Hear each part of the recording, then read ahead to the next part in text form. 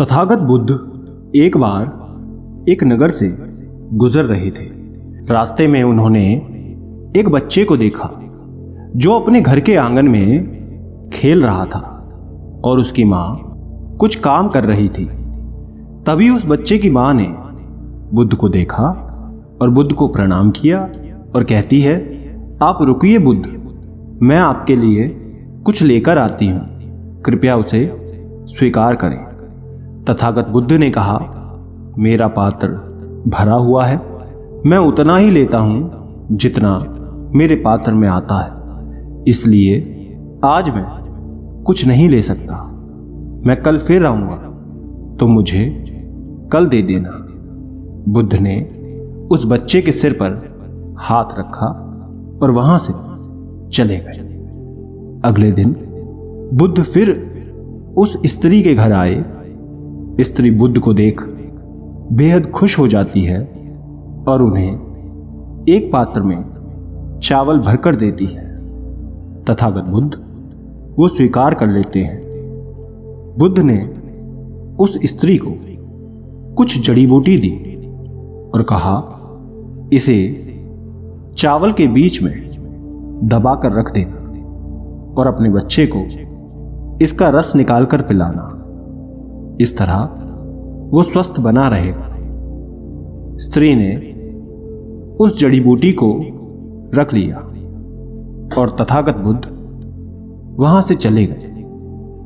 एक महीने बाद तथागत बुद्ध श्रावस्ती में संसार में व्याप्त प्राणियों के पीड़ा पर उपदेश दे रहे थे।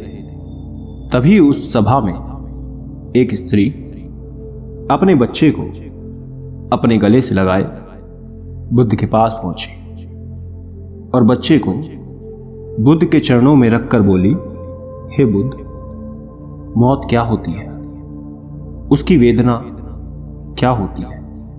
ये आप मुझसे पूछो। मैं एक विधवा हूं, मेरा पुत्र भी मुझे अब छोड़कर चला गया। वो ना अब रोता है ना हंसता है। हे बुद्ध, क्या आपने मुझे नहीं पहचाना? तथागत बुद्ध ने उस बच्चे को अपनी गोद में उठाकर उस स्त्री से कहा, तुम्हारा पुत्र बहुत ही सुंदर है। मैंने तुम्हें कुछ जड़ी बूटियां दी थी, क्या तुमने उसे नहीं पिलाया? वो स्त्री बुद्ध के चरणों में गिरकर बोली, हे बुद्ध, मुझे माफ कर दे। वो जड़ी बूटियां मैंने फेंक दी। मैं आप पर विश्वास नहीं कर पाई। मुझे लगा कहीं वो जड़ी बूटियां मेरे पुत्र को हानि ना दे। गांव के कुछ लोग भी आपको पाखंडी और ढोंगी बताते हैं। बुद्ध ने उस स्त्री से कहा कि क्या अब मुझ पर तुम्हें विश्वास है? स्त्री बोली, हां बुद्ध, मैं मेरे बेटे को ठीक करने के लिए हर जगह गई। तब किसी ने मुझसे कहा कि आप बुद्ध के पास जाओ, वो सबकी समस्या को दूर करते हैं, तुम्हारी समस्या को भी जरूर करेंगे। हे बुद्ध, आप मेरे बेटे को कृपया जीवित कर दे।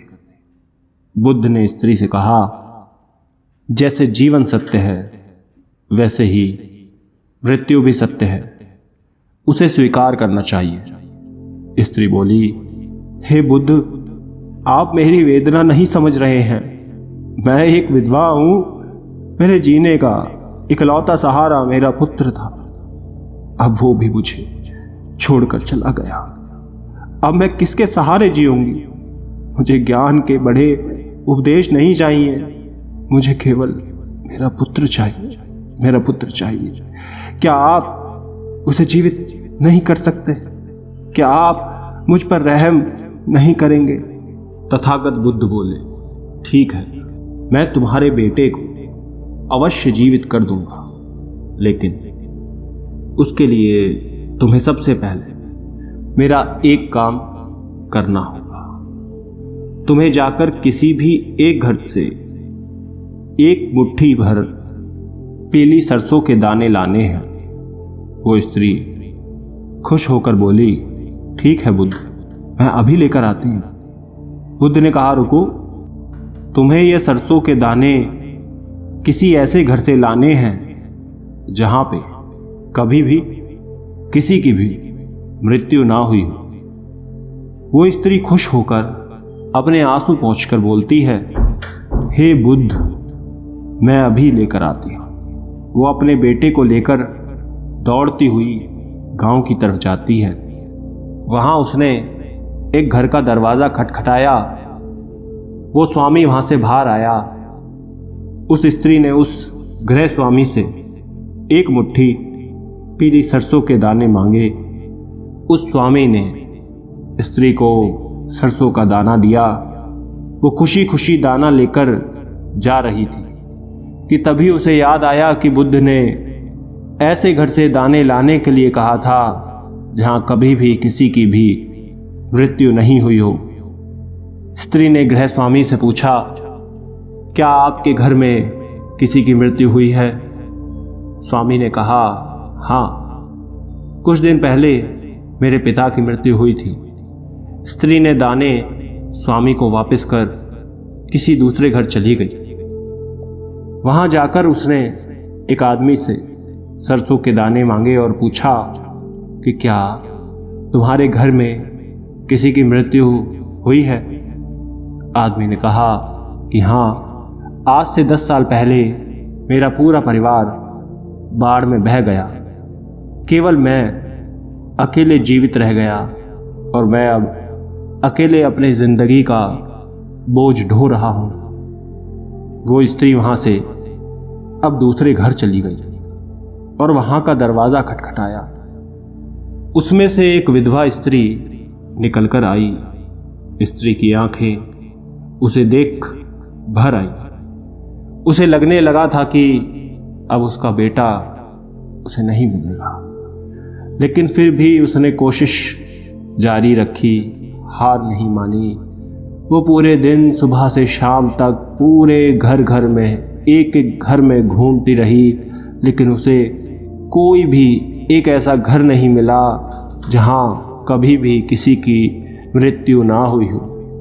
वो स्त्री बहुत रोने लगी। रोते रोते अपने बेटे को गले से लगाकर वो बुद्ध की तरफ जा रही थी।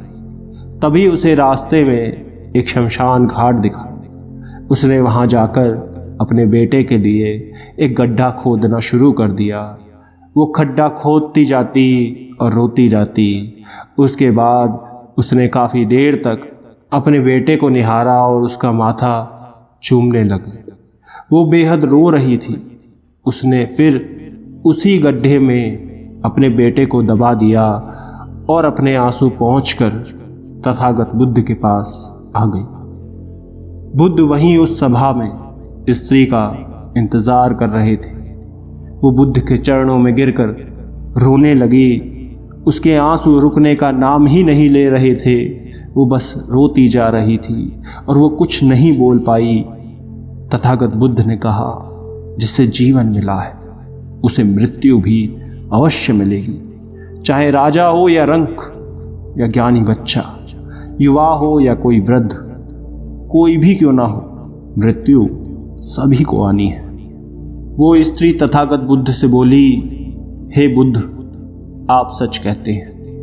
पहले मुझे ऐसा लग रहा था कि मृत्यु का दर्द केवल मेरे अंदर ही है, लेकिन मैंने देखा मुझसे भी ज़्यादा और लोग हैं जो इस पीड़ा से गुजर रहे हैं। बुद्ध ने कहा, तुम्हारा बेटा कहीं नहीं गया, वो तुम्हारे आसपास ही है, उसे महसूस करो। ये परम सत्य है।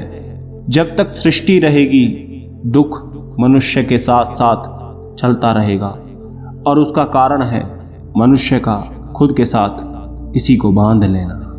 और जब तक ये रहेगा तब तक हमें दुख होगा।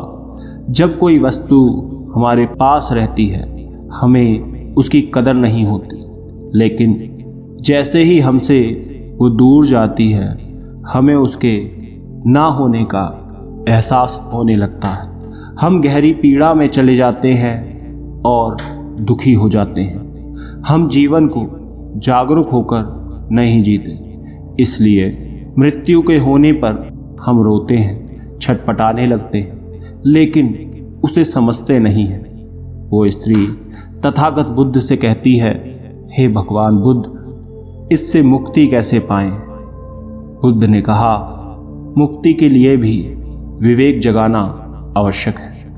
शांत हुए बिना विवेक नहीं जाग सकता। जब तुम शांत हुए तब तुम्हारा विवेक जागा और तब तुमने जाना कि मृत्यु परम सत्य है। जो भी आए, चाहे दुख की परछाई या सुख का आनंद, दोनों के बीच खुद को स्थिर करो। और जब तुम इस मार्ग पर चलोगे तो दुख के बंधन टूट जाएंगे और परम सत्य की प्राप्ति होगी। और जब तुम्हारे अंदर ये चेतना जगेगी तब तुम ये जान और समझ पाओगे कि मृत्यु और जन्म, मिलन और वियोग दो नहीं है, एक ही है। वो स्त्री तथागत बुद्ध से बोली, हे महात्मा बुद्ध, आपने मुझे एक नया रास्ता दिखाया है। मुझे अब तक मेरे पुत्र के जाने के बाद अपना जीवन व्यर्थ लग रहा था, लेकिन अब मुझे जीवन का मोल समझ आ गया है। जो रास्ता आपने मुझे दिखाया है, अब मैं उसी पर चलूंगी। दोस्तों, आपने क्या सीखा इस कहानी से?